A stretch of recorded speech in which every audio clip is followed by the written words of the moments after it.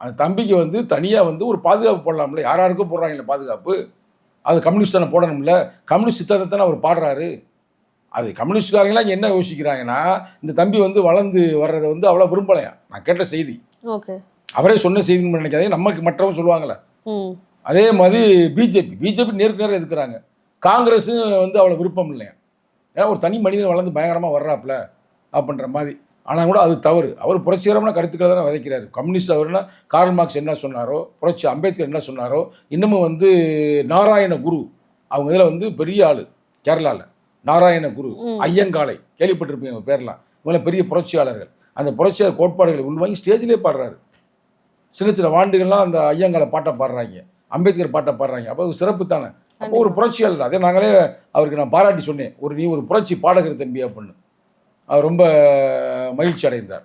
அதனால் வந்து எந்த பிரச்சனையும் இல்லை. நிச்சயமாக விடுதலை சிறுத்தைகள் அவருக்கு பக்கபலமாக இருக்கும்.